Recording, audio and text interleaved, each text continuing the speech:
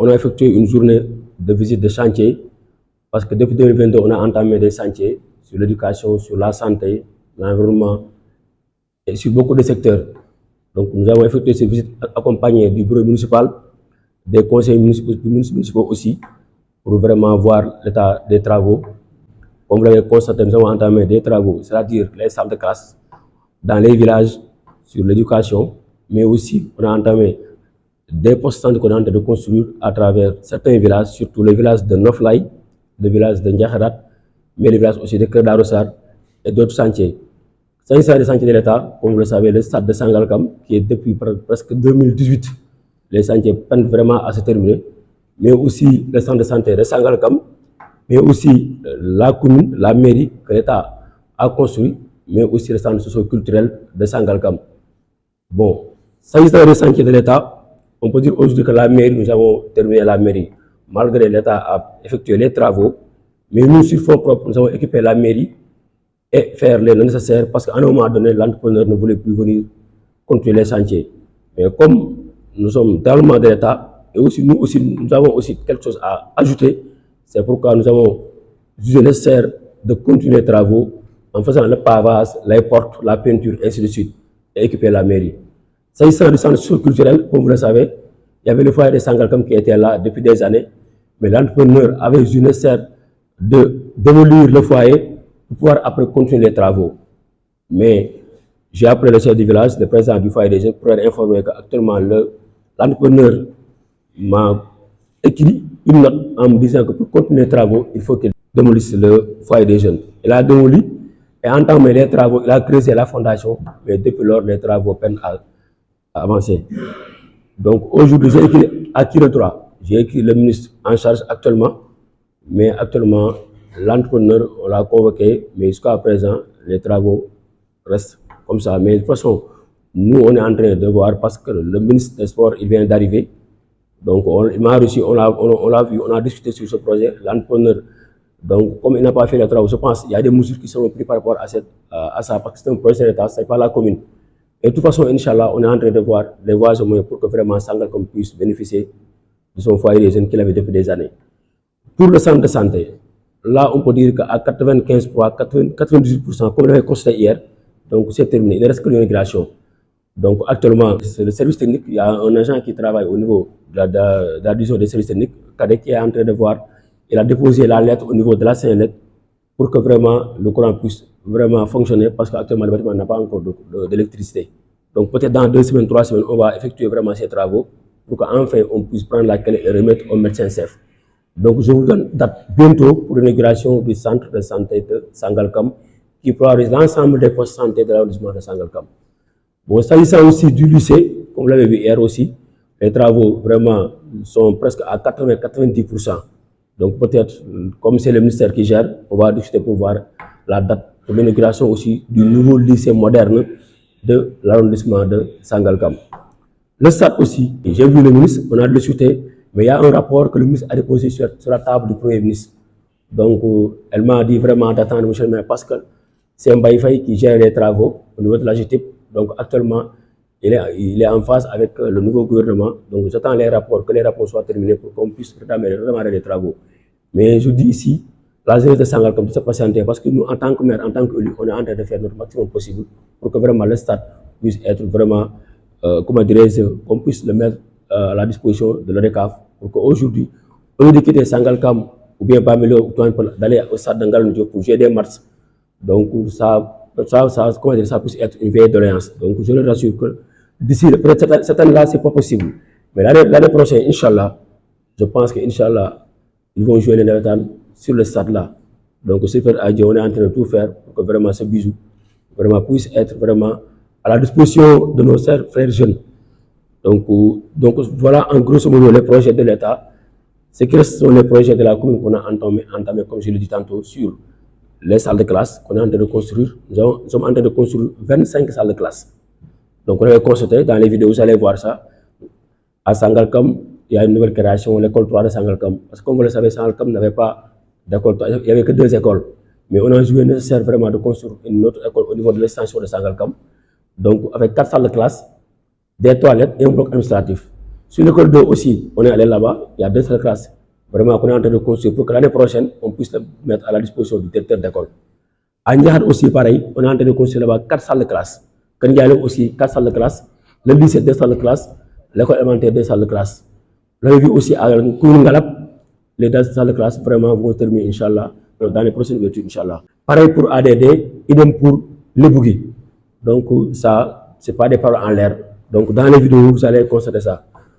S'agissant de la santé aussi, le poste santé de Nofly, vraiment, les travaux, vraiment, machallah, nous sommes satisfaits par rapport à ça. L'entrepreneur, mon ami frère, il n'était pas là hier, parce qu'il a perdu son épouse.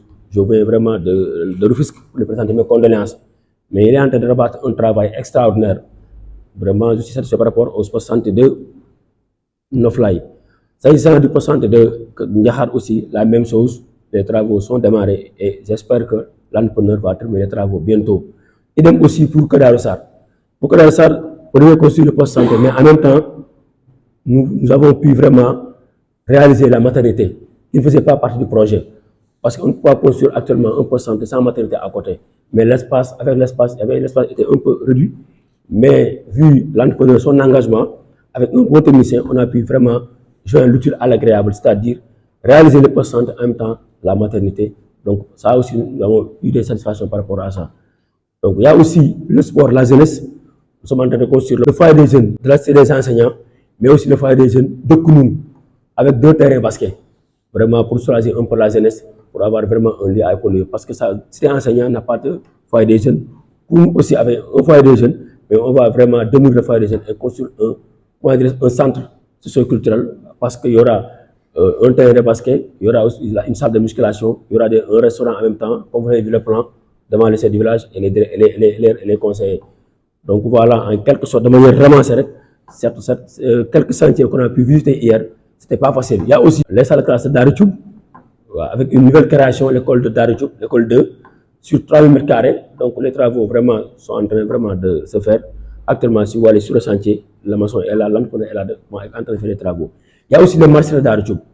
Donc l'entrepreneur a donné date lundi prochain pour vraiment mettre le marché à la disposition du village de D'Arichoub, qui était une vieille doléance que la population d'Arichoub, vraiment, depuis des mois, depuis des années, vraiment, il m'a rétorqué pour moi en disant que monsieur le maire, en êtes-vous avec le marché?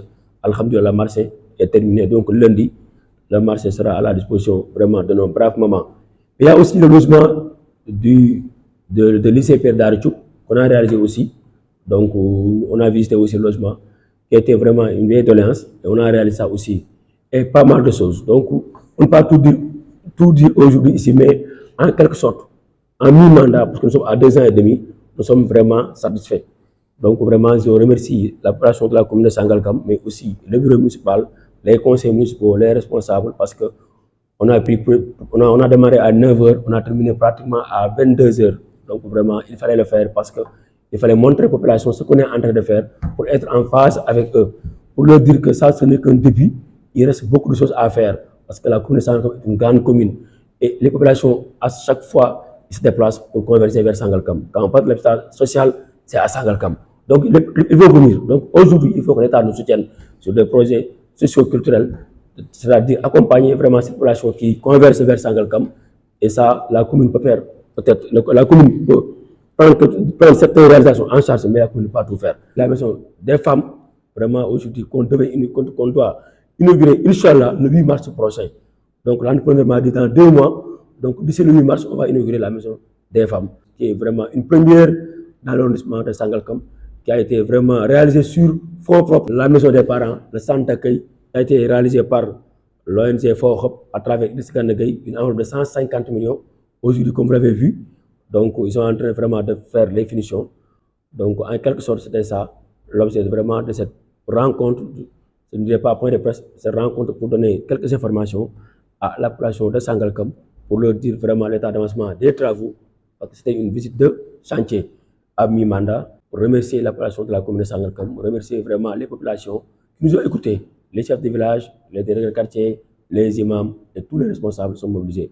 Donc c'est vraiment de lancer un message à ce nouveau gouvernement et dont nous en faisons partie, de vraiment assister la commune sur certains projets, parce que Sangalkam est devenu une grande commune. Et quand on parle d'habitat social, on pense en Sangalkam. Et en termes de superficie, aujourd'hui, l'arrondissement de Sangalkam représente un tiers de la région de Dakar. D'après les derniers rapports de la NSD, aujourd'hui, la commune est à 152 000 âmes qui se réveillent ici à Sangalkam. 152 000, c'est la plus grande commune en termes d'habitat, la commune la plus peuplée. Deuxième, c'est Rufisque Nord qui est à 120 000. Bamur est à 60 000. Transport est à, si je ne me trompe pas, 100 et quelques mille. Donc aujourd'hui, l'arrondissement polarise 300 000 âmes. Nous n'avons pas d'hôpitaux, nous n'avons pas de caserne de sapeurs-pompiers. Donc il y a beaucoup de choses qui manquent. Mais avec ce nouveau régime, l'espoir est permis. Parce qu'on a travaillé là-dessus. Si aujourd'hui, Bassir Diomaye Diakhar Faye est le président de la République que nous prions pour vraiment un travail extraordinaire à travers le pays, je pense que Sangalkam aussi mérite beaucoup de choses. Parce que, comme vous l'avez dit tantôt, aujourd'hui, tout le monde connaît par Sangalkam. Donc, on a beaucoup de choses. Vraiment, les populations réclament beaucoup de choses sur l'assainissement, la santé, l'éducation. Donc, sur ce plateau, vraiment, j'en profite pour dire au gouvernement vraiment de venir nous accompagner, surtout le pavage. Actuellement, dans beaucoup de villages, nous avons un problème de pavage. Donc, il y a des projets, par exemple, à travers Parmur, à travers aussi Promoville, à travers aussi le FERA, tous ces structures de l'État aussi pour nous accompagner. Parce qu'aujourd'hui, nous avons dit la territorialisation des politiques publiques. Donc, c'est le moment vraiment que l'État nous accompagne par rapport à ces chantiers-là.